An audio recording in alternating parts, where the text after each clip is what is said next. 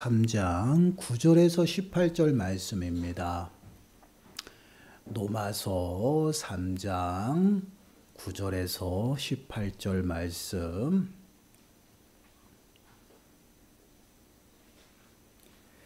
우리 한 목소리로 함께 읽겠습니다. 그러면 어떠하냐? 우리는 나으냐? 결코 아니라. 유대인이나 헬라인이나 다 죄 아래 있다고 우리가 이미 선언하였느니라. 기록된 바 의인은 없나니 하나도 없으며 깨닫는 자도 없고 하나님을 찾는 자도 없고 다 치우쳐 함께 무익하게 되고 선을 행하는 자는 없나니 하나도 없도다. 그들의 목구멍은 열린 무덤이요 그 혀로는 속임을 일삼으며 그 입술에는 독사의 독이 있고 그 입에는 저주와 악독이 가득하고 그 발은 피 흘리는 데에 빠른지라. 파멸과 고생이 그 길에 있어 평강의 길을 알지 못하였고 그들의 눈앞에 하나님을 두려워함이 없느니라 함과 같으니라. 아멘. 오늘은 계속해서 아담의 이제 불순종으로 인해서 타락한 인생들이 정말 어떠한 상태에 있는지, 어떠한 삶을 살아가는지 함께 묵상해 보겠습니다. 17번째 질문이에요. 타락이 인류를 어떠한 상태에 이르게 하였나요? 우리 답변을 함께 읽겠습니다. 시작. 타락은 인류를 죄의 상태와 비참함의 상태에 이르게 하였습니다. 아담의 불순종으로 죄를 범한 인생들은요, 모두가 어떠한 상태예요? 죄의 상태에 있고 죄의 상태에서 태어나게 돼요. 이것이 이제 원죄입니다. 그래서 이제 모든 사람이 하나님의 영광에 이르지 못하고 사망 가운데 살아간다라는 것이죠. 이러한 인생의 모습은요, 어떠한 상태냐면 죄의 상태에 있고요. 또한 죄의 비참함 가운데 살아간다라는 것입니다. 이는 죄로 인하여 하나님과의 관계가 깨어졌어요. 그리고 언약도 깨어졌고요. 하나님과의 단절로 인하여 생기는 여러 가지 모습들이 나타나고 있습니다. 이제는 영적인 하나님과의 단절이 일어났기 때문에 영적인 삶을 살아가는 것이 아니라 이제는 육신의 삶을 살아가게 되는 것을 보게 돼요. 아담이 불순종하였을 때 모습을 한번 떠올려 보세요. 창세기 3장 7절 말씀을 보시면 이에 그들의 눈이 밝아져 자기들이 벗은 줄을 알고 무화과 나무 잎을 엮어 치마로 삼았더라. 이제 아담이 하나님께서 명령하신 금지한 일을 행했어요. 그러므로 말미암아 이제 불순종한 결과로 그들의 눈이 어떻게 되죠? 밝아졌다라는 것이에요. 지금까지 그들은 어떠한 모습으로 어떠한 상태로 그들은 살아갔는지 인지를 못하고 살아갔어요. 오직 그들의 눈은 어디에 고정이 되어 있어요? 하나님한테만 고정이 되었던 것이 바로 아담의 삶의 모습이었습니다. 그런데 하나님의 말씀에 불순종함으로 이제 하나님과 단절이 일어나면서 그들이 이제 육신의 눈으로 돌아가게 되는 것이에요. 그러니까 육신의 눈이 밝아졌다라는 말이죠. 결국은 이제 하나님 앞에 고정되어 있던 시선들이 이제 자신의 육신들이 보이기 시작한 거예요. 그 이전에는 어때요? 그들이 벗었는지 전혀 인지하지 아니하고 살아갔어요. 근데 갑자기 불순종으로 인해서 하나님과 단절이 나타나면서 그들의 시선이 하나님께 있는 것이 아니라 이제 자신들에게 시선이 돌아가면서 자신들이 벗은 것을 이제 알게 되었다라는 것입니다. 그로 말미암아 어떻게 됐습니까? 그 수치스러움으로 벗은 것을 알고 수치감을 느껴서 무화과 나무를 엮어서 그 치마로 수치를 가렸다라는 것이에요. 그리고 얼마 후에 하나님께서 아담에게 나타나셨죠. 오셨다라는 얘기예요. 그리고 하나님의 그 나타나심을 들은 아담의 모습은 어땠습니까? 창세기 3장 8절 말씀 보시면 그들이 그날 바람이 불 때 동산에 거니시는 여호와 하나님의 소리를 듣고 아담과 그의 아내가 여호와 하나님의 낯을 피하여 동산나무에 숨은지라. 하나님이 임하시는 그 소리를 아담이 들었다라는 것이에요. 그리고 그 소리가 나자마자 아담의 반응은 어땠냐면 동산나무 사이로 숨었다라고 표현하고 있어요. 그전에는 어떠했습니까? 하나님이 부르시면 아담이 제가 여기 있습니다 하고 나갔던 그 삶의 모습이 아담이었어요. 근데 아담이 범죄함으로 말미암아 이제는 하나님과 단절이 나타나면서 하나님을 이제 두려워하고 하나님을 멀리하고 하나님의 낯을 피하여 숨었다라는 것이에요. 자, 창세기 3장 10절 말씀을 보면 이 부분에 대해서 명확하게 이야기하고 있어요. 이르되 내가 동산에서 하나님의 소리를 듣고 내가 벗었으므로 두려워하여 숨었나이다. 두려워서 숨었나이다라고 말씀을 하고 있죠. 내가 벗었으므로 두려웠다라는 것은 이제는 하나님을 바라보는 삶에서 이제 육신의 삶 가운데 살아가는 그런 모습으로 바뀌다 보니 이제는 하나님이 어떻게 늘 하나님의 은혜 하나님이고 늘 법과 같은 그 하나님이었는데 그 하나님 앞에 이제 그 낯을 피해서 숨는 두려움 가운데 있는 진노의 그 하나님으로 이제 다가오는 것이 이것이 바로 이제 죄로 인해서 하나님과의 단절이 나타나는 그러한 모습이에요. 이것이 바로 이제 죄의 상태에 있는 우리들의 인생의 모습이에요. 얼마나 비참합니까? 그래서 우리가 죄의 비참함 가운데 살아간다라는 것이에요. 그래서 그들은요, 하나님의 진노를 피하기 위해서 어떻게 해요? 하나님의 낯을 피해서 숨었고요. 또한 그 죄의 값을, 죄를 물을 때 하나님께서 아담에게 너가 왜 그랬냐 했더니 아담은 어떻게 해요? 하나님의 심판을 피하기 위해서 하나님이 주신 하와 때문에 그렇습니다. 이제 책임을 전가하는 그러한 모습들이 나타나요. 하와는 어때요? 뱀의 유혹 때문에 그랬습니다. 이것이 죄로 인한 그러한 모습이에요.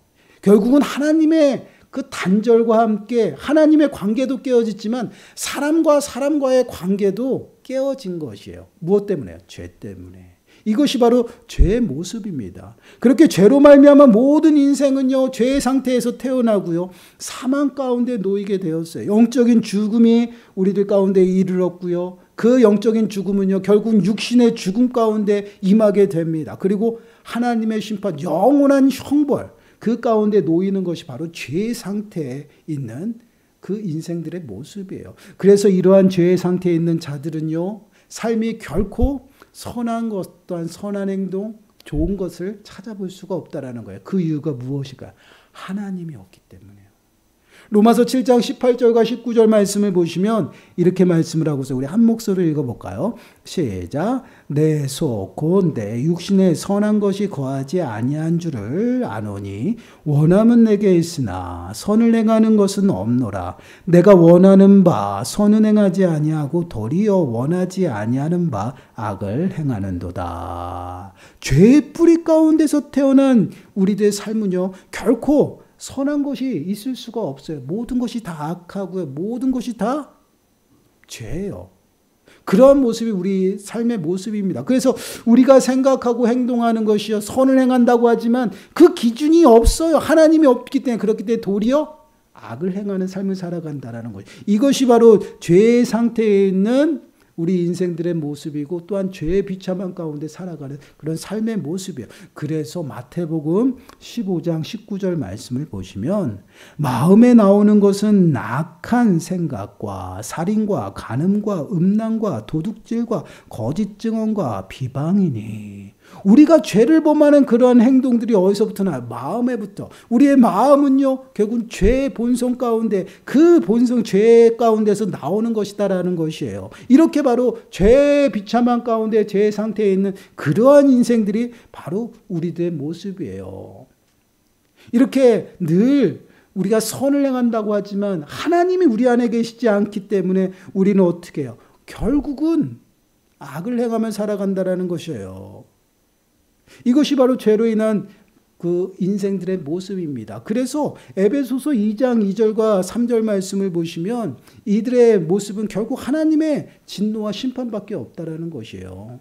그때 너희는 그 가운데서 행하여 이 세상 풍조를 따르고 공중의 권세 잡은 자를 따랐으니 곧 지금 불순종의 아들들 가운데 역사하는 영이라. 전에는 우리도 다 그 가운데서 우리 육체의 욕심을 따라 지내며 육체와 마음에 원하는 것을 하여 다른 이들과 같이 본질상 진노의 자녀였더라.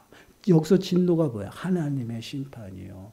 불순종으로 인해서 죄로 인해서 영원한 영벌 가운데 빠지는 그러한 인생 가운데 있었던 게 우리들이었다는 것이에요. 우리는 예수 그리스도를 믿기 전에 어떠한 모습으로 살았어요?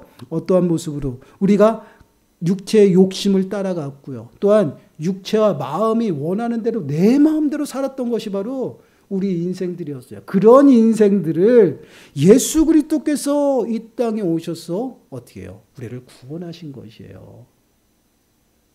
그러면 그 인생들은 어떠한 모습으로 끊임없이 살아가냐. 오늘 본문 11절과 12절 말씀 보세요.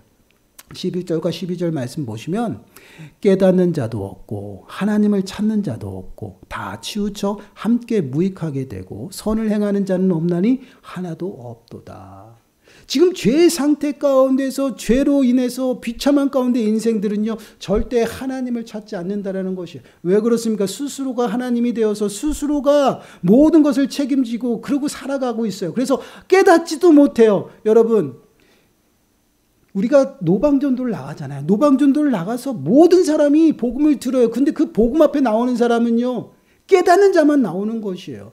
성령을 통해서 들을 수 있는 귀를 받고요. 깨달은 자들이 복음의 소식을 듣고 그 복음 앞에 나와서 회개하고 자복함으로 그들이 구원받는 역사가 나타나는 것이에요. 모든 사람이 다 받는 것이 아니다라는 것이에요. 그와 같이 죄로 오염되고 하나님의 진노의 자녀였던 그러한 자녀들의 모습들은 세상 사람들은요 절대 깨닫지도 못합니다. 그리고 하나님을 안 찾아요. 스스로가 하나님이 되어 살아가기 때문에. 그리고 더 나아가서는 어떻게 해요? 다 치우쳐서 살아간다는 것이에요. 왜요? 하나님, 선의 기준인 하나님이 그들 가운데서 안 계시기 때문에 기준이 없어요. 각자 소견대로 행하는 것이에요. 그 각자 소견대로 행하며 살아갔던 시대가 언제? 사사시대예요. 그래서 그 사사시대를 이스라엘 역사에서 암흑시대라고 얘기합니다. 하나님을 찾지 않는 시대. 그러한 시대는요 악이 반연하고요. 늘 어떻게 살아갑니까? 하나님과는 상관없이 살아가죠. 그들은 하나님을 찾지 않았어요. 이러한 모습이 바로 죄의 상태입니다. 여러분, 이러한 사람들은 늘 어떠한 모습으로 살아갈까요? 늘 불안함과 두려움 가운데 살아가요. 그리고 스스로 다 해결해야 됩니다. 그러니 늘 걱정과 염려 가운데 살아가요. 근심으로 살아갑니다. 그런데 하나님께서는 우리를 이 땅에 살아가면서 그러한 염려와 걱정으로 살아가도록 우리를 부르시지 않는다라는 것이에요. 주님께서는 우리의 모든 염려를 맡기라고 말씀하시고 주님께서 돌보신다라고 말씀하시죠. 그리고 더 나아가서는 걱정하지 말고 두려워하지 말고 불안해하지 말라라는 것이에요. 주님이 함께 하시고 주님으로부터 임하는 참된 평안 가운데 내가 너희를 거하게 하겠다고 말씀하고 있어요. 육신에 속한 삶과 영에 속한 삶은 완전 정반대로 나타난다는 것을 보게 돼요. 우리 또한 이렇게 하나님을 찾지 아니하고 스스로가 하나님이 되어서 육신에 따라서 마음에 원하는 대로 그러고 살아갔던 인생들이 늘 어둠 가운데 어둠의 자녀로서 하나님의 진노 가운데 있었던 그러한 인생들이었습니다. 그런데 그런 인생들을 위해서 예수 그리스도께서 이 땅에 오셔서 십자가에 죽으신 거예요. 그리고 우리의 모든 죄값을 지불하시고 이제는 죄와 사망 가운데서 완전하게 자유롭게 우리를 해방시키시기 위해서 부활하셨다라는 것이에요. 이것이 하나님의 사랑이고 은혜예요. 그래서 에베소서 2장 12절과 13절 말씀을 보시면 이렇게 말씀해요. 우리 한 목소리 읽어볼까요? 시작. 그때에 너희는 그리스도 밖에 있었고 이스라엘 나라 밖의 사람이라. 약속의 언약들에 대하여는 외인이요 세상에서 소망이 없고 하나님도 없는 자이더니 이제는 전에 멀리 있던 너희가 그리스도 예수 안에서 그리스도의 피로 가까워졌느니라. 아멘. 전에는 멀리 있던 너희들이었지만 이제는 어떻게 되었어요? 그리스도 예수 안에서 그리스도의 피로 가까워졌다. 누구하고 가까워졌다? 하나님과 가까워졌다라는 것이에요. 죄가 이 땅에 들어오면서 가장 큰 문제가 무엇이었습니까? 하나님과 단절이 되었다라는 것이에요. 하나님과 단절이 되었다라는 것은요, 죽음이에요. 그래서 죄의 삭은 사망이다라고 말씀을 합니다. 죄인들은 하나님의 영광 가운데 이르지 못해요. 그래서 의인이 하나도 없다라는 것이에요. 그 안에 하나님이 왕 계시기 때문에. 그래서 그들이 늘 살아가는 그 삶의 방식은 어때요? 스스로가 하나님이 되어서요. 스스로가 모든 것을 책임져야 됩니다. 그리고 고되고 늘 불안하고 두려움 가운데 살아가죠. 언제 하나님의 진노가 임할지 몰라요. 그 진노를 두려워하면서 살아간다라는 것이에요. 그러다 보니 모든 것을 책임지고 모든 것을 다 잊어버리지 아니하기 위해 전전긍긍하면 수단과 방법을 가리지 않아요. 육신의 그 정욕대로 모든 것을 희루면서 살아간다라는 것. 이것이 세상 사람들이었고 이것이 바로 예수 믿기 전에 우리들의 삶의 모습이에요. 그러한 우리 인생이지만 이제는 그런 인생이 바뀌었다라는 것이에요. 그러한 죄 가운데에서 죄의 비참한 가운데서 건지셔서 이제는 하나님의 자녀로서 하나님의 시민권을 가지고 하늘의 참된 위로하심 가운데 평안 가운데 살아간다라는 것. 이제는 맡기면 돼요. 의지하면 됩니다. 왜 그렇습니까? 하나님이 친히 우리들의 왕이 되어서 우리를 보호하고 다스리기 때문에 그래요. 우리는 온전히 그 만왕의 왕이신 그 여호와 하나님, 그 하나님만 의지하고 그 하나님 말씀대로 살아가면 되는 거예요. 이것이 하나님의 자녀된 삶의 모습이에요. 이러한 모습으로 살아가도록 우리를 부르셨다라는 것이에요. 그게 바로 하나님의 자녀입니다. 오전에도 여러분들에게 말씀을 드렸다시피 예수 그리스도의 십자가의 죽으심과 부활하심이 나에게 어떠한 의미인가를 좀 새겨야 됩니다. 전에는 그렇게 살았지만 이제는 그 거듭남으로 말미암아 성령으로 거듭남으로 말미암아 이제는 전의 모습으로 살아가지 않는다라요. 이제는 어둠으로 돌아가지 아니한다라는 것이에요. 이제 더 이상 죄의 비참한 가운데 있고 불안한 가운데 살아가지 않아요. 왜 그렇습니까? 예수 그리스도께서 나와 함께 하시기 때문에 이제는 진노의 자녀가 아니라 빛의 자녀가 되었고요. 하나님의 자녀가 되었어요. 죄 가운데에서 이제 멀리 떠나 살아가는 그러한 삶의 모습이고 믿음의 공동체 안에서 우리를 성도라라고 말씀을 하시고 있어요. 그 성도의 삶의 모습은 어때요? 거룩한 모습으로 살아가야 되는 것이에요. 이제는 악한 어둠의 영을 받아서 다시 돌아가는 그런 삶의 모습이 아니다라는 것이에요. 이것이 우리들의 삶이고 우리들의 특권이에요. 그러나 우리는 연약해서 죄의 본성이 아직까지 남아있어요. 그래서 우리는 끊임없이 죄를 범하고 배반하고 살아가죠. 그럼에도 불구하고 우리는 다시금 말씀 가운데 서서 회개하고 돌이키고 다시금 주님 앞에 나아가는 그런 삶을 계속해서 해나간다라는 것이에요. 그것이 우리 인생의 모습이에요. 어떻게 우리가 완벽하게 예수님처럼 자유로울 수가 있어요? 그렇지 못하잖아요. 그렇다고 우리가 연약하니까 하나님이 용서하실 거야. 그리고 막 나가서 방탕하게 살아가라는 얘기가 아니에요. 우리는 정말 주님 앞에 붙들려서 매 순간순간 떨리고 두려운 마음으로 하나님을 경외하며 살아가는데 때로는 연약해서 유혹에 넘어갈 수도 있다라는 것이죠. 그 유혹에 넘어가서 나는 하나님의 자녀가 아닌가라고 의심하고 그렇게 살아가서는 안 된다라는 것이에요. 나에게 정말 예수 그리스도의 그 흔적이 있다라면 믿음의 확신을 가지고 때로는 연약해서 넘어질지라도 다시금 일어서서 회개하고 하나님 앞에 나가는 것이에요. 그 삶이 계속 끊임없이 이루어지고 주님이 오시는 그때 완성이 되는 것이 그럴 때에 주님께서 우리들의 삶 가운데서요 밝은 거룩한 그 삶의 모습으로 만들어 나가는 것. 이것이 성도들의 삶의 모습이에요. 한번 우리들의 삶의 모습을 좀 돌아보시길 바라요. 분명히 우리는 죄된 인생들이었어요. 하나님을 늘 배반하며 살아가는 인생이에요. 그러나 예수 그리스도를 믿음으로 고백하고요. 우리는 성령으로 거듭났습니다. 거듭난 인생들은요. 하늘의 시민권을 가지고 하나님의 자녀가 되었다라는 것이에요. 그럼 우리들의 삶 속에서 어떠한 열매들이 맺어져야 할까요? 이전의 삶의 모습으로 돌아가서 그 자리에서 아직까지 나오지 못하고 있다라면 우리는 그것을 끊고 결단하고 나와야 된다는 것이에요. 그리고 주님 앞에 나와서 온전히 예배하며 또한 우리들의 삶을 통해서 성령의 열매들이 맺어져야 된다는 선한 영향력이 나타나야 된다. 이것이 하나님의 자녀들의 모습이에요. 분명히 명확하게 나타나고 있습니다. 육신에 속한 삶은요. 하나님을 두려워하고 하나님을 찾지도 않아요.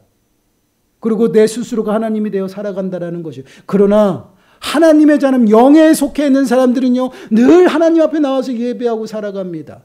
그리고 그 모든 행동이 모든 것들이 하나님이 기준이 되어 말씀에 순종하고 성령을 따라 행함으로 성령의 열매들이 맺어지는 그러한 삶 가운데 살아간다는 것이에요. 명확해요. 육신의 것과 또한 성령의 열매들은요. 명확하게 나타납니다. 과연 우리들의 삶 속에 우리는 어떠한 열매들을 맺고 살아가는지 한번 점검해 보세요.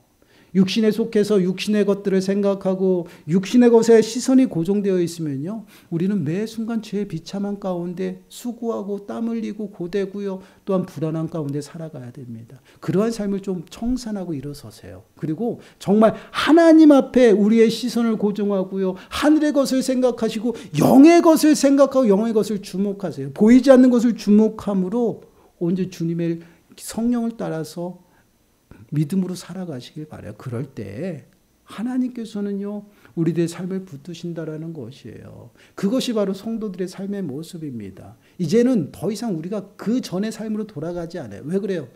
여러분, 우리들의 심령 가운데 성령이 임했어요. 그 성령은요, 절대 떠나지 않습니다. 나를 버리지도 떠나지도 않아요. 늘 나와 함께 하셔요. 그 성령을 아프게 하지 마세요.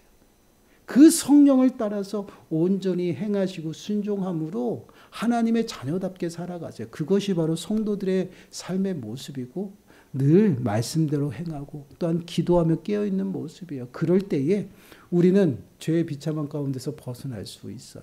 그러한 삶을 매 순간순간 살아가시고 정말 그 삶에서 더 나가서 부활의 소망을 두시고 정말 거룩함으로 살아가는 저와 여러분들이 되시기를 간절히 축원합니다. 우리 찬양 부르겠습니다. 슬픈 마음이 있는 자 찬양.